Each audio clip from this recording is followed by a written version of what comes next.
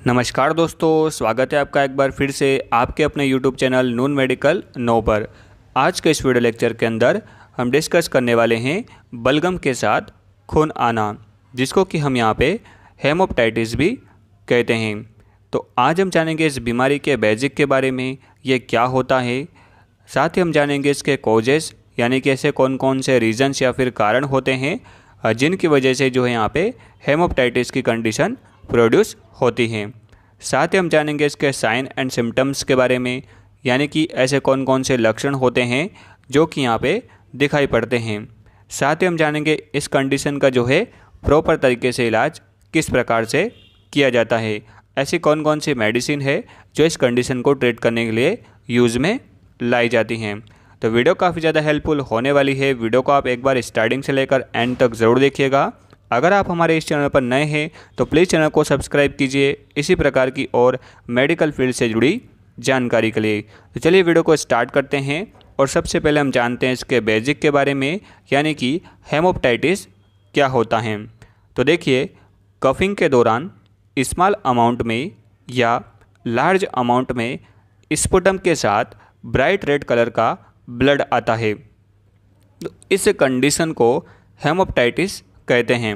तो देखिए, कई बार क्या होता है कि जब हम खांसते हैं तो उस दौरान स्मॉल अमाउंट में, यानी कि कम मात्रा में, या फिर जो है लार्ज अमाउंट में, यानी कि ज़्यादा मात्रा में ब्राइट रेड कलर का ब्लड आपको उसमें देखने को मिलता है।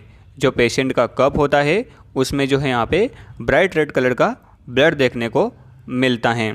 तो इस कंडीशन को मेडिकल में यहाँ पे हेमोपेटाइटिस कहते हैं, या फिर इसे जनरली यहाँ पे बलगम में खून आना भी कहा जाता है।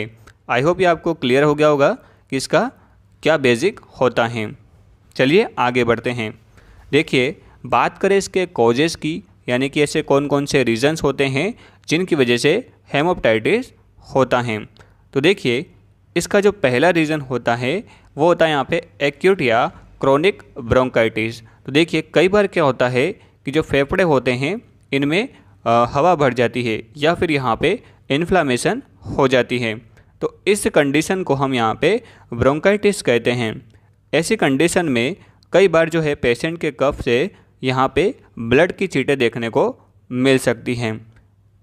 दूसरा अगर हम देखें तो सीओपीडी जिसको कि यहाँ पे क्रोनिक ऑब्स्ट्रक्टिव पल्मोनरी डिजीज़ के नाम से जाना जाता है। तो जब किसी पर्सन को यहाँ पे सीओपीडी होती है तो उस वजह से भी जो है यहाँ पे ब्लड के साथ आपको जो है खून देखने को मिल सकता है। तो ये भी एक रीज़न होता है हेमोपेटाइटिस का। तीसरा अगर हम देखें तो लंग्स एब्सेस, यानी कि फेफड़ों का फोड़ा जिसको कहा जाता है, तो उस वजह से भी जो है यहाँ पे ये प्रॉब्लम देखने को मिल सकती है।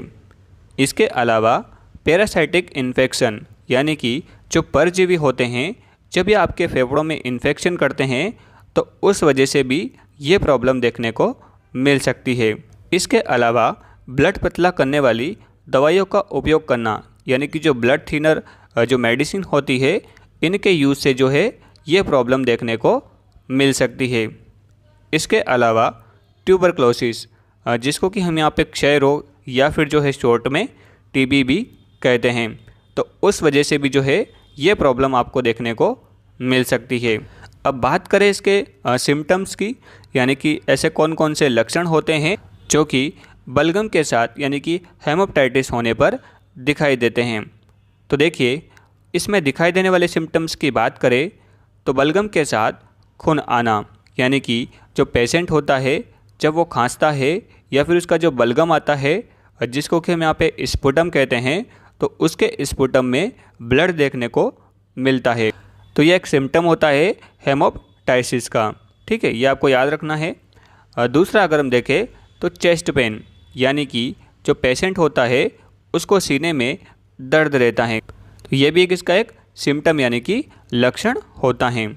इसके अलावा वज़न कम होना, यानी कि जो पेशेंट होता है उसका वेट यहाँ पे लॉस हो जाता है।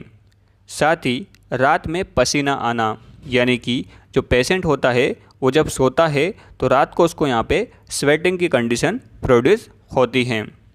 चलिए अब बात करते हैं इसके ट्रीटमेंट की, यानी कि इस कंडीशन का किस तरीके से इलाज किया जा सकता है।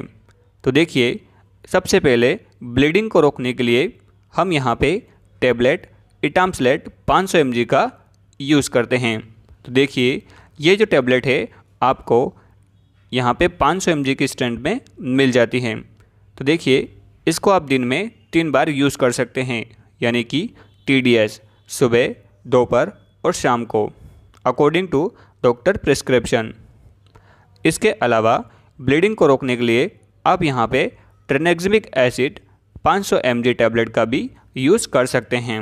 ये आपको 250 mg और 500 mg की स्ट्रेंथ में मार्केट में मिल जाती है, तो आप इसका भी यूज़ कर सकते हैं ब्लीडिंग को रोकने के लिए।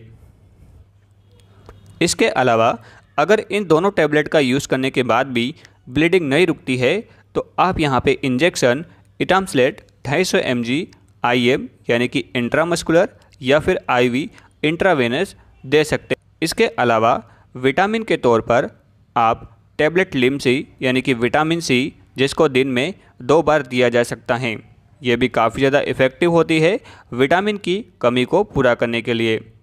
इसके अलावा अगर कफ़ आ रहा है तो कफ़ को रोकने के लिए आप साइरप LX 1 TSP यानी कि 1 टेबल स्पून TDS दिन में 3 बार दे सकते हैं। 1 टेबल स्पून सुबह, 1 टेबल स्पून दोपहर और 1 टेबल स्पून शाम को दे सकते हैं। कफ को रोकने के लिए काफ़ी इफ़ेक्टिव होता है।